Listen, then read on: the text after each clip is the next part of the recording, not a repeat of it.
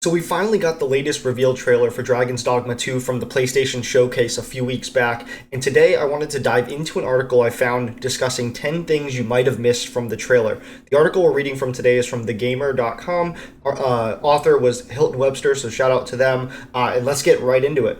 And just for you guys who don't know, Dragons Dogma 2 is the new upcoming single-player narrative-driven action RPG that challenges players to choose their own experience from the appearance of their arisen, their vocation, their party, and how to approach different situations and more. In a truly immersive fantasy world. It's the latest installment in the Dragons Dogma series from Capcom, and we are super excited for it over here. So the first one out of 10 is the French opening, and I have the trailer just going on throughout the video as we read through these, so you guys will be able to follow along with what we're kind of diving into. I said the first one is the French opening.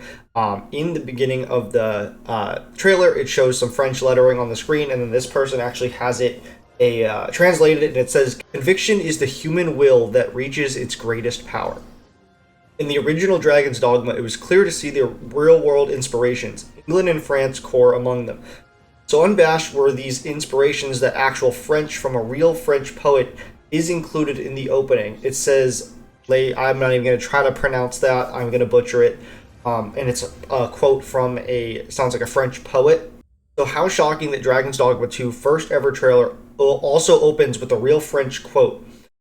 The dedication to putting French consistently in the opening is something to be admired. The second thing we might have missed is the Blue Moon Tower. The world of the original Dragon's Dogma was admittedly small, though packed with detail, a good thing since fast travel was a rare commodity within the game, and all you had were your own 2 feet. There are many iconic locations throughout the game, the Blue Moon Tower being one of the most well-known. In the original, you hunt a griffin here, as well as other cursed beings. It feels fitting, then, that right after the shot of the griffin in Dragon's Dogma 2 trailer, the camera pans out to give us a long shot featuring a building that looks strikingly similar to, if not actually, the Blue Tower. Number 8 is returning vocations. Many people would describe Dragon's Dogma as being a D&D-like game. You build a fantasy party of custom characters and set out on your own adventure doing things in a way very unrestrained by the rules of the game itself. Much of this freedom came from invocations. Dragon's Dogma featured a wide class system of 9 vocations, all viable in their own right. Even in this brief first look, we can see plenty of returning vocations, including the more unique hybrid vocation, such as a magic archer. Number 7 was environmental destruction and creation. The first Dragon's Dogma knew that size couldn't be its own drawing point, and made its unique features one of the main aspects instead.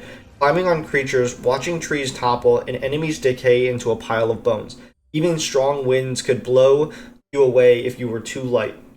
Dragon's Dogma 2 looks set to capitalize on those very same aspects, letting you meddle with the world in fundamental ways. In the trailer, we see large monsters destroying wooden bridges, but also the players themselves creating the new platforms from magic. Number 6 is Ye Olde, and it looks like a translation for the old word of English, I believe. And it says many games and pieces of media from Japan tend to undergo a more dramatic localization process since many people seem to struggle with subtitles. While many will give their games an admittedly generic dub, Dragon's Dogma was dedicated to researching a style of Old English to fit the game's setting and voice direction. Though much of the dialogue shown in the trailer is quite dramatic and bombastic, it doesn't yet show more of the quieter intricacies of the language like the original. With the official subtitles, however, you can see that they're still using more archaic forms of words, a welcome sign indeed. Number 5 is new and old monsters.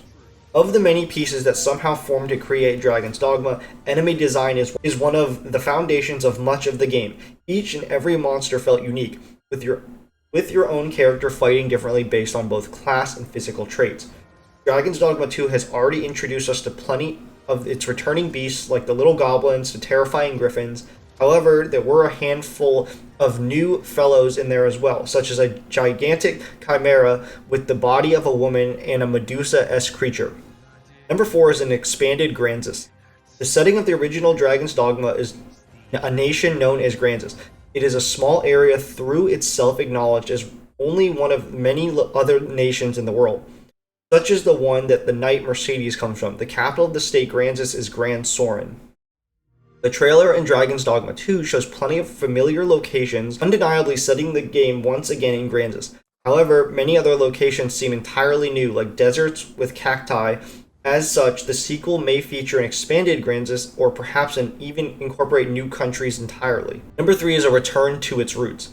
Often left unmentioned due to its short lifespan and Japan-only release is Dragons Dogma Online, Capcom's first ever MMO.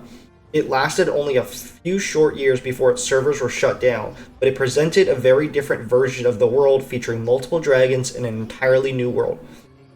In that regard, Dragons Dogma 2 looks to take much more from the original entirely single player and in a world seemingly featuring only one major dragon, who greatly resembles Grigori.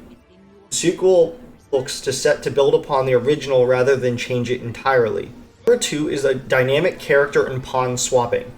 A key feature that Dragon's Dogma had over many other party systems is that they were entirely player created. In many ways, this might make them seem less endearing than custom characters, but the detailed character creator and growing knowledge basis of the pawns themselves made them as lovable as any pre-written characters. Though pawns aren't given many highlights in the trailer, there is a scene of two characters walking in an opposite direction while clapping each other's hands. Is this perhaps a way for you to shift out pawns on the fly, or even be able to swap the main character themselves? And the number one thing that people may have missed from this trailer that they have in this article is characters riding on a griffin.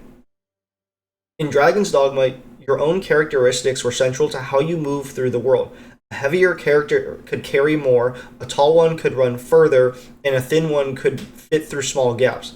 This played into the combat as well, with the smallest characters capable of being picked up by enemies and dragged into the sky. You could even use this as a transport if you were smart enough.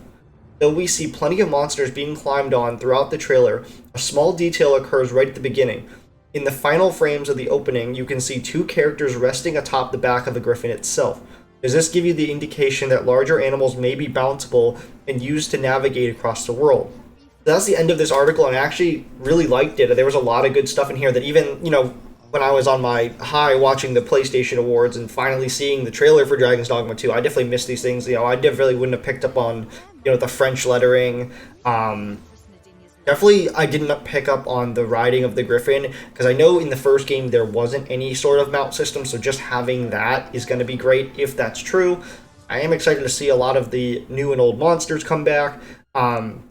And overall, I'm just super excited for Dragon's Dogma 2. I hope you guys are as well. Let me know your thoughts all down below. If you guys did enjoy the video, please be sure to smash the thumbs up button. Consider subscribing if you want to stay up to date on all the latest gaming news we cover here, as well as just turn on that notification bell so you guys never miss an upload.